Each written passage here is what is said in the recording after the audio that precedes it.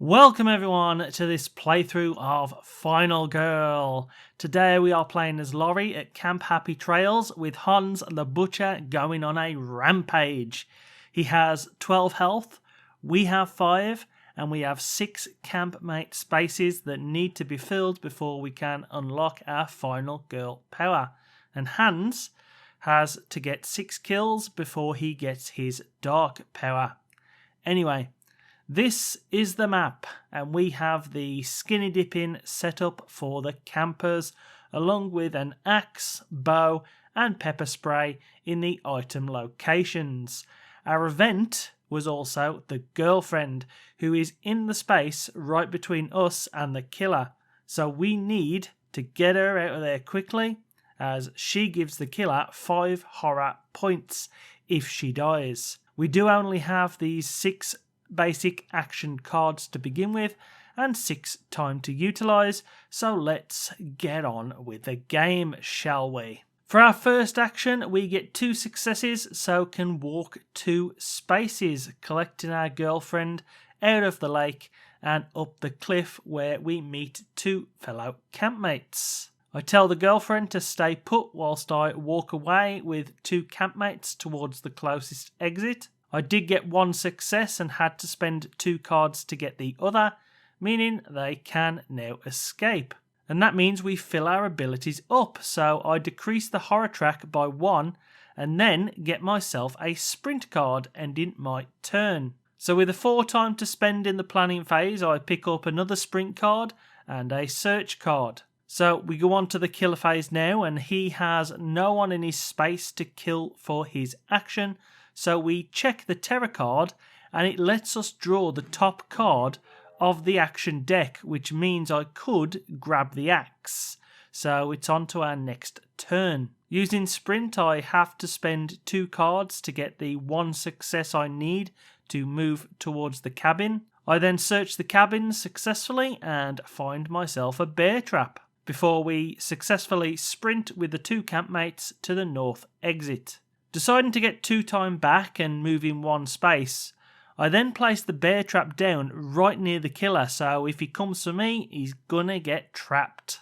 And with only 3 time to spend, I decide to buy an improvised card in the hopes I kind of get lucky next turn. So it's on to the killer phase, and he finally decides to move towards Laurie, falling straight into the bear trap she placed and losing 2 health, meaning he now only has 10. So it's back to my turn, and I decide to improvise, spending 2 cards to get successes on all 3s and 4s. And it's at this point that Laurie builds up the courage to hit Hans in the chest or shoulder with the axe and causes 3 damage to him, before walking back towards the cliff to collect her girlfriend and jumping into the lake. Taking time to compose themselves, and yes, I should have rolled 3 dice here because of my girlfriend, they reduce the horror track and get 2 more time. It was at this point I realised the horror track should have been on 4, so I corrected that as the girls exited the lake and hid in the dock, ending their turn. So in the planning phase, with 6 time to spend, I pick up a sprint and a furious strike for later on.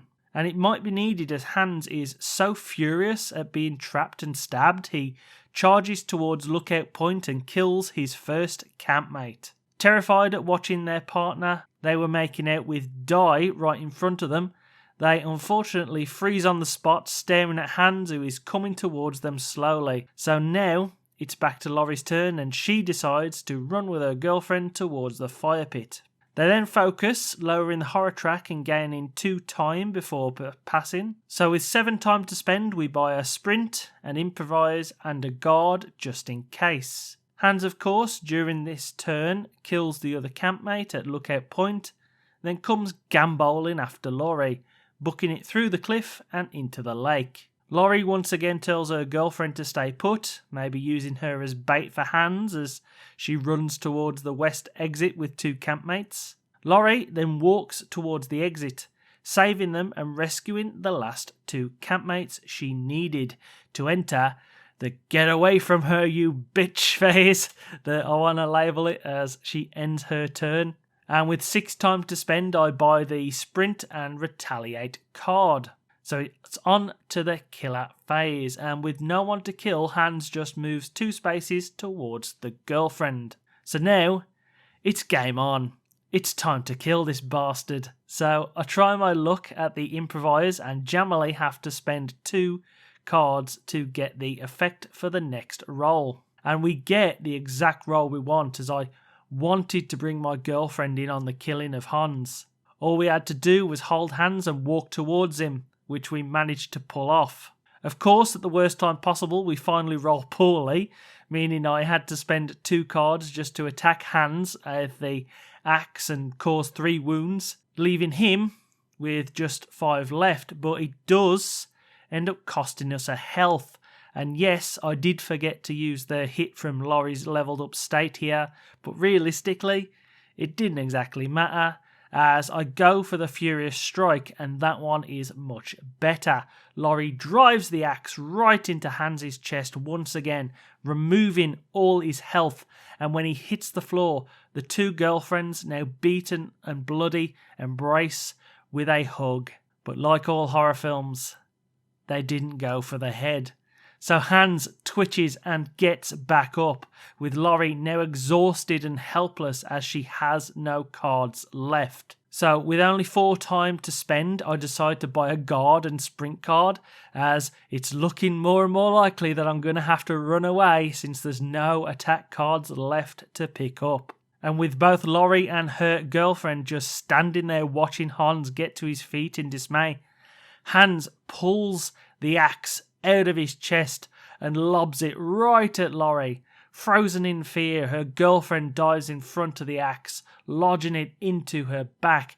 With her dying words, she tells her to run, but the dock behind her suddenly becomes engulfed in flames. Hans must have set that up before their battle as a contingency plan. Laurie, now confused and filled with terror as she removes the axe from her dead girlfriend's back, only has 1 dice to utilise to try and run off. But she trips and hurts herself going down the camp path, leaving her with just 3 health. With 4 time to spend, we buy Furious Strike, hoping to unleash all our venom if we need to. Hans just keeps coming now, and he bashes Laurie right in the back with his hammer, leaving her with only 1 health.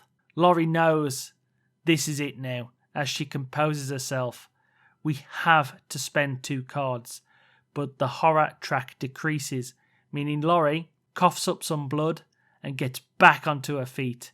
It's now her axe and vengeance versus Hans, his bloodlust, and his hammer. And she winds up with a Furious Strike. Yes, we have to spend 2 cards, but as she dodges out the way of Hans's hammer swing, she screams loudly and embeds her axe right into Hans's head, killing him outright as she hits the floor unconscious and wins the game. What a game, eh?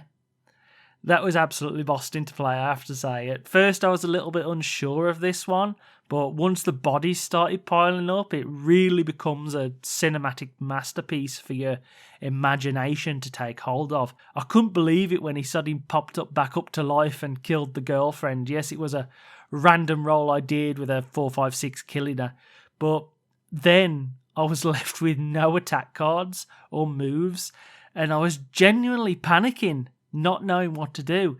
Yes, I'd have liked the fire to maybe a backdrop for their battle, but it was cinematic nonetheless, and I could see this system being much better with some of the more advanced killers in the expansions. This for me was super fun, and I want to play it more. The theme is great. It's got a fast setup and teardown along with a quite short playtime, which I was shocked by, and so I genuinely want to play it more. Finally I've played a solo game the rest of the solo community seem to love, eh? It's Boston.